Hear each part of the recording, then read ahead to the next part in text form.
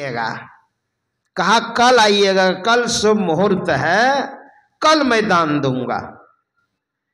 भीम ने वो नगाड़ा था ना, जब विजय हासिल होती थी तब उस नगाड़ा को भीम बजाते थे कि नहीं। विजय हासिल होती थी, युद्ध होता था और उससे विजय हो गई, तब वो नगाड़ा बजाते थे। वो नगाड़ा को जोर जोर से बजाने लग गए भीम। भीष्म पितामह, कृपाचार्य, द्रोणाचार्य और युधिष्ठिर महाराज, अर्जुन, नकुल, सहदेव, सबके सब दौड़ कर क्या है, अरे किसी युद्ध हुआ जो विजय हो गई, नगाड़ा बजा रहे हो।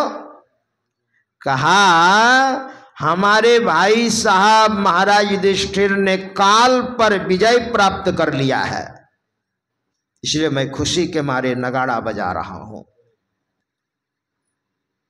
तो युधिष्ठिर महाराज आए, कहा काल पर मैंने विजय प्राप्त कर लिया है, तो आपने याचक से कहा था ना कल आइएगा, कल मैं आपको दान दूंगा। तो इसका मतलब होता है काल मतलब समय, समय पर आपने विजय प्राप्त कर लिया है, इसलिए ना कहा कल आइएगा। युधिष्ठिर महाराज को भूल एहसास हुई, पांव पलक का नहीं भरोसा, क्या करे काल की बात रे बेटा गोपीचंद। गोपीचंद ने भी कहा था, दो जुग राज करन दे माता, फिर जोगी अवधूत। बंगाल के राजा अमीचंद, उनकी धर्मपत्नी मैनावती और अपने बेटे गोपीचंद को साधु बनाने के लिए कहा चले जाओ जालंधर नाथ के पास। का पिताजी तो अभी अभी एक्सपायर किए हैं, मैं राजा बना हूं, कुछ दिन राज करने दो ना माता। कहा पांव पलक का नहीं भरोसा, क्या करे काल की बात रे बेटा गोपीचंद। और साधु बना दिया इसी माँ, अपने बेटे को साधु बनाती है माँ, कोई कोई माँ ऐसी है। वही बात है, कहा महाराज आइएगा ना अगले बरस भजन भाद ले लेंगे। भजन भेद क्या लेगा, नारद बाबा भजन भेद तो ब्राह्मणी को बता दिया, और 6 महीना हुआ और 6 महीने के अंदर ही दोनों मर गए। भजन भेद लिया था, 6 महीना भजन किया था, उसके प्रभाव से ब्राह्मणी उस देश के राजा के यहाँ बेटी के रूप में जन्म लिया, राजकुमारी बनी। और वह ब्राह्मण जो मरा ना, तो समाज में एक गरीब के यहाँ हाथी में जन्म हुआ। खूब खाया था, लगाया अपने शरीर में, भजन किया नहीं तो हाथी का शरीर बड़ा तगड़ा होता है। तो लो भारी भरकंप शरीर ढोवो। अब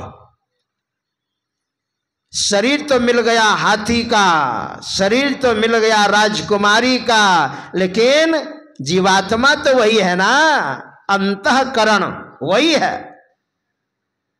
एक दिन राजा घूमते फिरते गए, देखा हाथी बड़ा सुंदर है, उस गरीब आदमी से हाथी खरीद लिया और घर में ला करके बांध दिया। सबसे प्रिय हाथी था वो, उसी पर चढ़ता, घूमता फिरता, प्रजाओं की देख रेख उसी हाथी पर बैठ करके वो करता, बड़ा प्रिय हाथी था। और हाथी समझ रहा है ये राजकुमारी है ना, ये मेरी पत्नी है, और राजकुमारी को भी पता है ये मेरे पति हैं, लेकिन अभी तो हाथी में है ना। जब सयानी हो गई तो उस समय स्वयंवर की व्यवस्था थी, यानी युवराजों को, राजे महाराजाओं को आमंत्रित करते थे और सबके सब बैठ जाते थे, और राजकुमारी के हाथ में वरमाला दी जाती थी, और अपने से वो चयन करती थी कौन सा राजकुमार, कौन सा राजा मनोनुकूल है, देखने सुनने में गुणवान है, और जो पसंद होता था उसी के गले में माला डाल देती थी, और दाम्पत्य जीवन में दोनों आ जाते थे। राजा विधिवत विवाह कर देते थे। 8 प्रकार के विवाह में प्रथम विवाह जो गांधर्व विवाह है, फूल माला डाल देना गले में, ये गांधर्व विवाह है। 8 प्रकार के विवाह पद्धति हमारे यहाँ है। तो राजकुमारी के हाथ में जब वरमाला दी गई तो सारे राजकुमारों को देखते हुए, राजे महाराजाओं को देखते हुए कोई पसंद नहीं आया, हाथी के गले में जाकर के डाल दिया माला। राजे महाराजाओं ने कहा ये लड़की पागल है, ये हाथी के साथ विवाह करेगी, पागल है। राजा ने कहा महाराज क्षमा कीजिएगा, हाथी से बड़ा प्रेम है मेरी बेटी को, अभी बच्ची है, नादान है, इसीलिए इसको समझ में बात नहीं आई, इसलिए इसने हाथी के गले में वरमाला डाल दी। महाराज एक बार और मौका दीजिए। राजकुमारी से कहा बेटी ये हाथी तुम्हारे पति नहीं होंगे, ये युवराज हैं, ये राजे महाराजे हैं, देश देशांतर से आए हुए हैं, इनमें से जो तुमको पसंद हो इनके गले में वरमाला डालनी है। वरमाला लेकर के फिर सारे राजकुमारों को देखते सुनते और पुनः जाकर के हाथी के गले में पहना दिया। सारे राजकुमार उठ करके चले गए। पागल लड़की है ये हाथी के साथ विवाह करेगी। सारे राजकुमार जब चले गए तो राजा ने लिया गुस्से में खड्ग और मारने के लिए वो दौड़े। पुरोहित ने कहा नहीं नहीं महाराज, बेटी को मारना, गौ को मारना ये बहुत बड़ा पाप है। पुरोहित से कहा देखा नहीं आप लोगों ने, पागल है, हमारी बेइज्जती कराई इसने। कहा नहीं महाराज कोई बात नहीं, हम लोग युवराज ढूंढने जाएंगे। 2-4 पुरोहित को तैयार किया, हम लोग ढूंढ करके लाएंगे और उनके साथ विवाह कर दिया जाएगा। अब उधर युवराज गए खोजने के लिए पुरोहित लोग राजा के कहने पर, और इधर राजकुमारी राजा से कहती है, यानी अपने पिताजी से कहती है पिताजी। और जब विवाह की बात जब सुना तो हाथी बीमार पड़ गया, इतना इलाज कराया ठीक होता ही नहीं था, ये मेरी पत्नी दूसरे के अधीनस्थ हो जाएगी। तो राजकुमारी कहती है पिताजी अगर आप कहिए तो हाथी को मैं ठीक कर दूं। कहा तू कैसे ठीक करेगी, तो दवा जानती है क्या, मवेशी डॉक्टर है।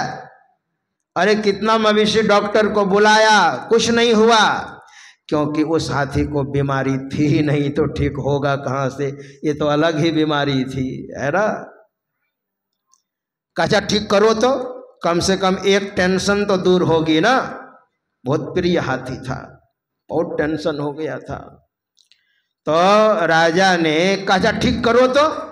राजकुमारी कान के पास जाकर के क्या बोलती है, आपको मैंने कहा था ना भजन भेद ले लीजिए, लेकिन आपने क्या कहा, मित्रों की बात आपने सुनी, मैंने भजन भेद लिया, देखिए राजकुमारी में जन्म लिया, और आपको मैंने कहा था भजन भेद ले लीजिए, दीक्षा ले लीजिए, तो आपने कहा अगले वर्ष लेंगे। मर गए ना 6 महीने के अंदर अंदर, और आप हाथी में चले गए और मैं राजकुमारी में।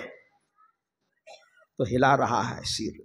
तो राजा वहीं से देख रहे हैं, ये कोई डाइन उन सीखी है क्या, ये जो बोल रही है, कुछ बोल रही है, कान में सिर हिला रहा है हाथी, जरूर कोई डाइन उन सीखी है, ये यही लोग अर्थ लगाते हैं। कहा अभी भी भजन भेद ले लीजिए, ठीक है, कल्याण हो जाएगा। तो हाथी कहता है इशारे से बोलेगा क्या, कैसे। कभी भी नारद बाबा को मैं आह्वान करती हूँ, नारद बाबा आएंगे, और संत में वो ताकत होती है। आह्वान किया, मनी मन बुलाया, प्रभु आ जाइए, अब तो मेरे गुरु है ना, अब संत है ना, संत सदगुरु तो हर जगह, शरीर छूट जाता अलग बात है, लेकिन सूक्ष्म रूप में हर जगह होते हैं। नारद बाबा को आह्वान किया,